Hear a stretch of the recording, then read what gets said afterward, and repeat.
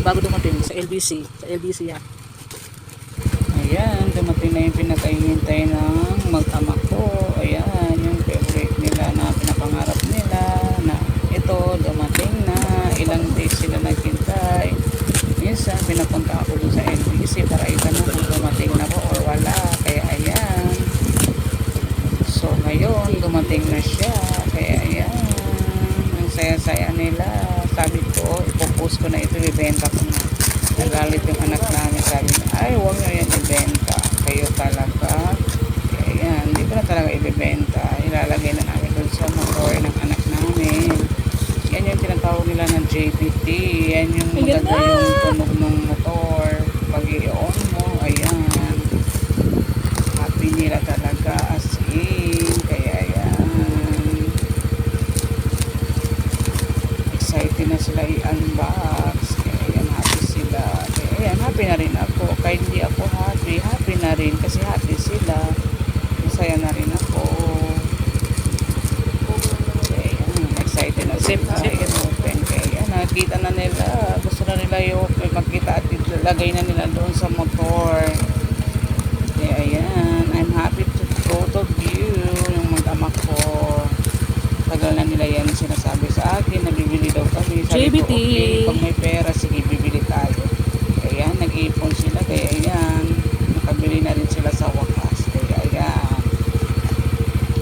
tapos na kaya ayan. Ay, open na nila. Oo, ganda, bagong bago.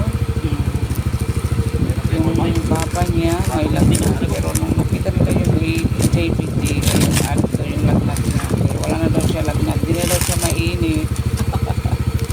Ayun na lang. Yan daw yung gamot ng lagnat. Fantastic yung JPT. Yeah. Thanks for me. Ayan, kaya sabi ko sa inyong dalawa, maniwala kayo sa akin. Ano yung utos ko, maniwala kayo. Hindi rin ako pang nag-uutos. Ako rin talagang kikilos. Kaya ayan. 4-5. Happy sila. Para magkakang siram air. Na-open na nila. Ayan, sabi ko, pag ilagay nyo na doon sa para matry naman yung tunog niya. Ganda pa siya or hindi. Kasi kung hindi, papalit talaga natin doon pa yan sa Valenzuela. Sa Manila pa ata. Siguro ng Manila. Sumating na din sa wakas. Changes kaya sila naghintay. At pupunta pa nga napakapagani ako doon sa LBC para check kung dumating na ba or wala. Sabi ko, antayin nyo lang, darating talaga yan. Kasi nung nag-text yung LBC, sabi sa Manila na daw.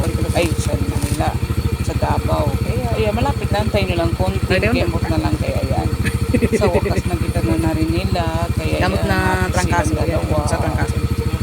Ayan. O, bagong bago. Sabi ng papa niya, ipapos daw. Yan na yung tunog niya. Yes. Yan yung tunog ng JBT. Ayan. Ayan na yun. Nakalagay na siya. Kaya ayan. Wow. Ganda naman. Ganda-ganda.